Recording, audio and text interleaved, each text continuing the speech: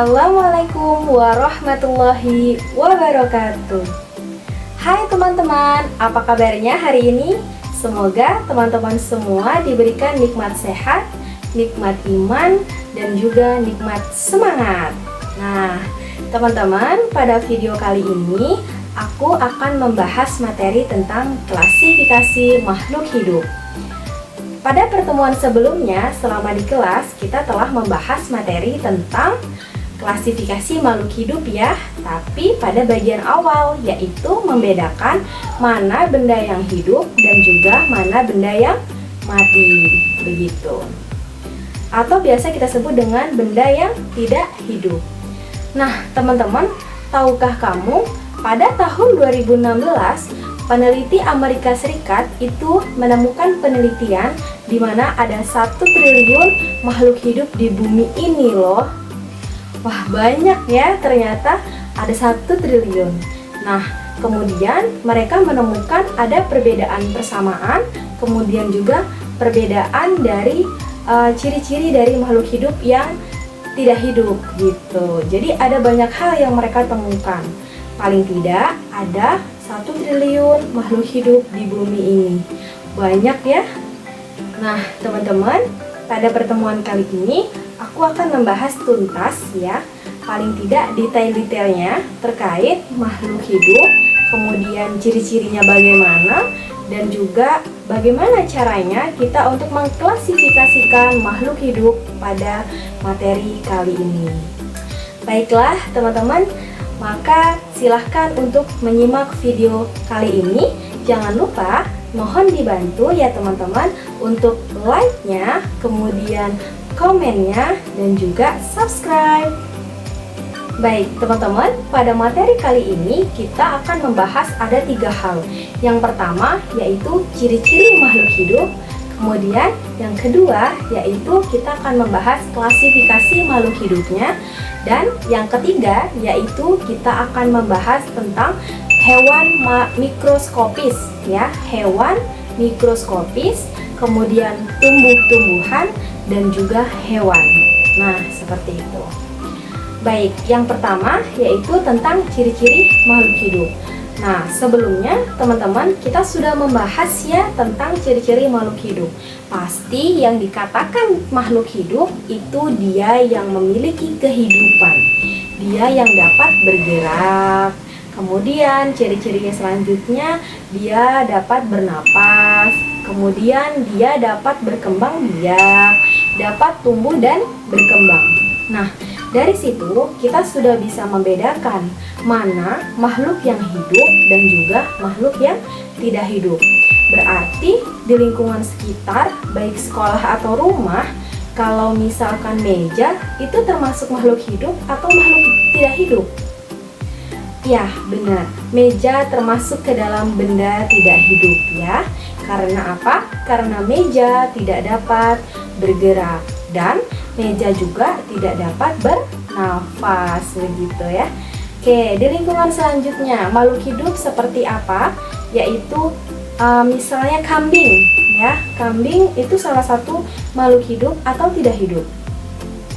Ya, benar sekali. Kambing termasuk ke dalam makhluk yang hidup. Karena kambing mampu bergerak, karena kambing mampu bernapas, karena kambing mampu berkembang biak. Oke, baiklah. Yang kedua yaitu tentang klasifikasi makhluk hidup. Nah, teman-teman, mengenai klasifikasi makhluk hidup, apa sih sebenarnya klasifikasi makhluk hidup?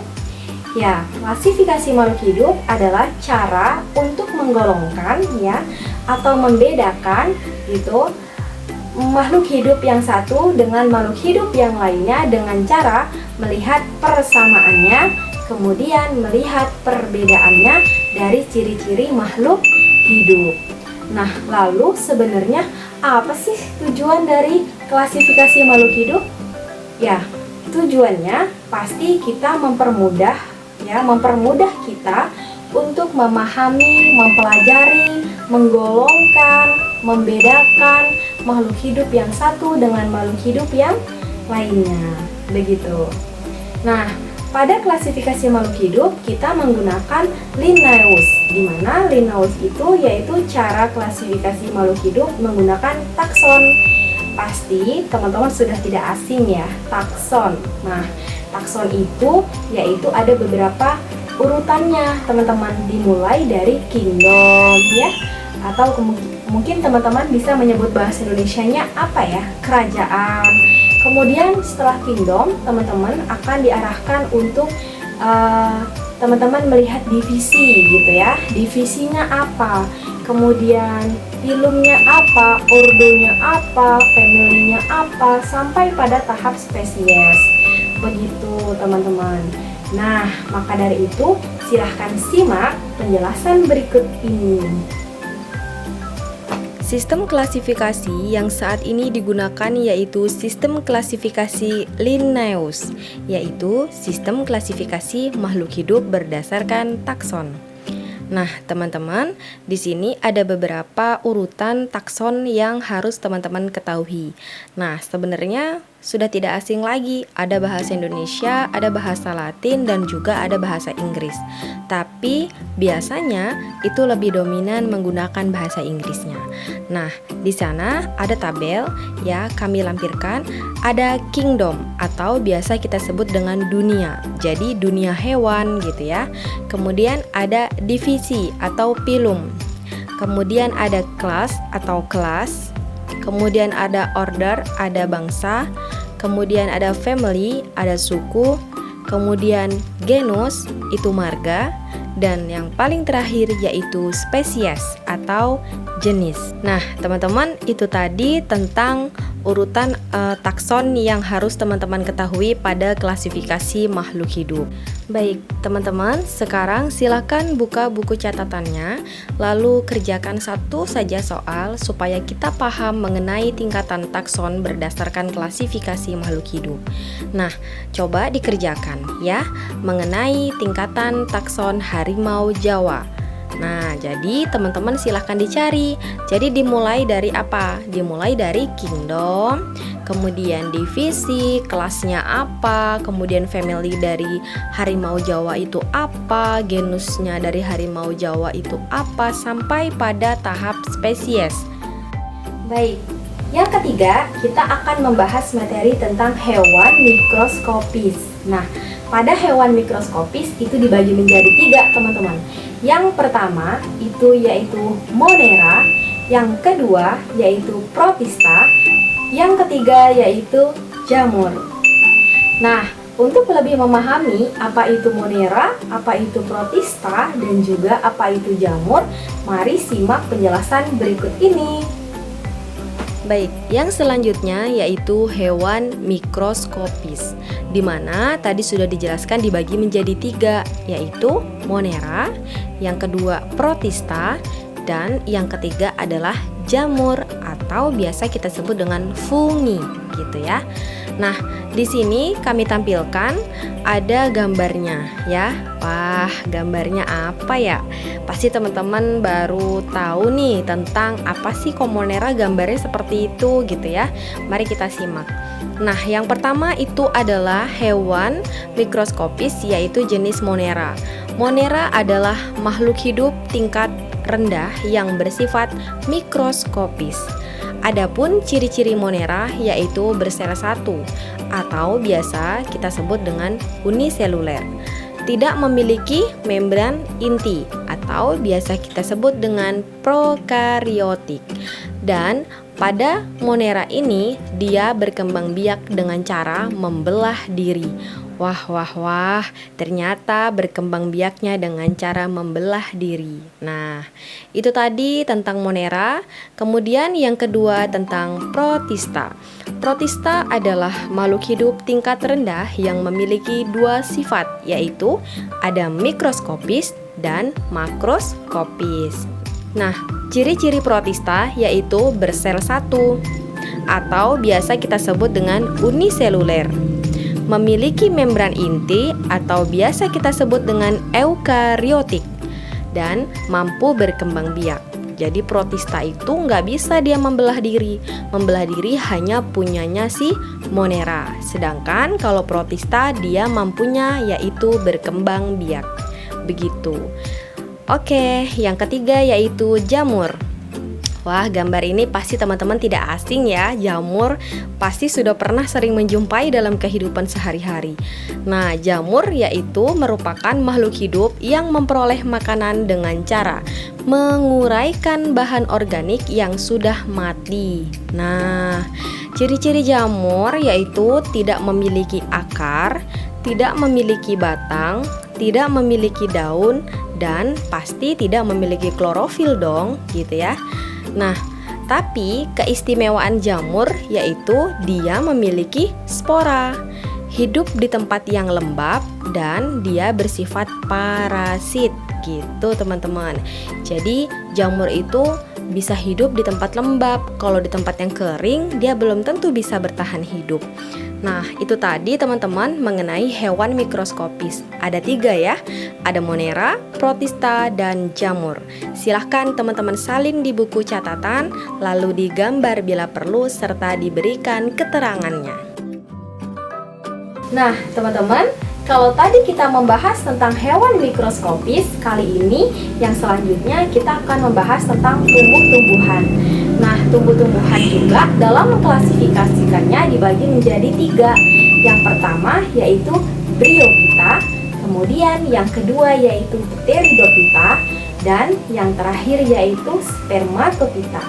Nah, teman-teman, untuk kita lebih memahami apa sih mereka gitu ya, apa sih Spermatophyta dan sebagainya, simak penjelasan berikut ini.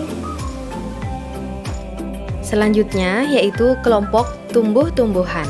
Itu pun pada kelompok tumbuh-tumbuhan dibagi menjadi 3, seperti yang sudah disampaikan tadi. Yang pertama yaitu Bryophyta, yang kedua yaitu Pteridophyta, dan yang ketiga yaitu Spermatophyta. Nah, yang pertama kita akan membahas tentang Bryophyta. Bryophyta adalah tumbuhan yang tidak memiliki pembuluh atau biasa kita sebut tidak berpembuluh ya. Atau nama lainnya adalah Talophyta. Nah, contohnya apa? Contohnya seperti lumut-lumutan. Lumut-lumut sejenisnya itu masuk ke dalam Bryophyta. Yang kedua yaitu Pteridophyta. Nah, tumbuhan yang mana dia berpembuluh ya, yang meliputi contohnya seperti paku-pakuan. Jadi kalau teman-teman menjumpai di lingkungan sekitar tentang tumbuhan berpaku atau tumbuhan paku-pakuan, itu masuk ke kelompok tumbuh-tumbuhan yang kedua, yaitu namanya tadi apa? Pteridophyta. Oke, yang ketiga yaitu Spermatophyta. Spermatophyta adalah tumbuhan berpembuluh ya, yang meliputi contohnya seperti segala sesuatu tumbuhan yang dia memiliki biji. Jadi tumbuhan yang berbiji itu adalah contoh pada kelompok tumbuh-tumbuhan Spermatophyta. Ya, teman-teman, tadi sudah membahas hewan mikroskopis, kemudian tumbuh-tumbuhan, dan yang terakhir yaitu mengenai hewan. Dalam klasifikasi makhluk hidup, hewan juga perlu loh bagaimana caranya mengelompokkan, gitu ya. Jadi ada 2 hal yang biasanya kita pakai untuk mengelompokkan. Yang pertama itu yaitu tentang hewan tidak bertulang belakang atau biasa kita sebut dengan Avertebrata, dan yang kedua yaitu hewan yang bertulang belakang atau biasa kita sebut dengan Vertebrata. Nah, apa sih sebenarnya bedanya Vertebrata dan Avertebrata? Simak video atau penjelasan berikut ini. Baik, selanjutnya yaitu kelompok hewan. Wah, kelompok hewan ini lumayan banyak karena terbagi menjadi beberapa. Yang pertama yaitu hewan yang tidak punya tulang belakang gitu teman-teman, atau biasa kita sebut dengan Avertebrata. Sedangkan yang kedua adalah hewan bertulang belakang. Nah, biasa kita sebut dengan Vertebrata. Jangan kebalik ya, Avertebrata dan Vertebrata. Untuk hewan yang tidak bertulang belakang itu ada beberapa macam. Yang pertama yaitu hewan berpori. Yang kedua yaitu hewan berongga. Yang ketiga yaitu cacing pipih. Keempat, cacing gilik. Kelima, cacing berbuku-buku. Atau biasa kita sebut dengan Annelida. Dan keenam, hewan lunak moluska. Ketujuh, hewan berkulit duri. Yang terakhir yaitu hewan dengan kaki beruas-ruas atau biasa kita sebut dengan arthropoda. Selanjutnya, hewan bertulang belakang itu sering loh kita jumpai di sekitar kita. Yang pertama yaitu kelompok ikan atau biasa kita sebut dengan apa nama ilmiahnya? Pisces. Kemudian yang kedua kelompok amfibia. Kemudian yang ketiga kelompok unggas atau biasa kita sebut dengan aves. Yang keempat hewan melata atau biasa kita sebut dengan reptilia. Dan yang terakhir yaitu hewan menyusui atau biasa kita sebut dengan mamalia. Nah teman-teman, untuk kita lebih memahami lagi tentang pengelompokan klasifikasi makhluk hidup, mari kita pasangkan beberapa gambar yang sudah saya sediakan. Ada 5 gambar. Yang pertama pasti teman-teman sudah tahu ya, apa itu? Yaitu ular. Nah, kita diminta untuk memasangkan teman-teman. Menurut teman-teman, ular ini termasuk ke dalam pengelompokan hewan yang mana? Mamalia, atau aves, atau pisces, atau reptil, atau amfibi? Ayo yang mana? Iya, benar sekali. Ular termasuk ke dalam kelompok reptil. Nah, gambar yang kedua menunjukkan apa itu teman-teman? Monyet ya, atau orang utan deh kita sebut. Nah, orang utan termasuk ke dalam kelompok yang mana? Oke, benar, yaitu termasuk ke dalam kelompok mamalia. Yang ketiga yaitu gambar tentang hewan salamander. Nah, termasuk ke dalam kelompok apakah dia?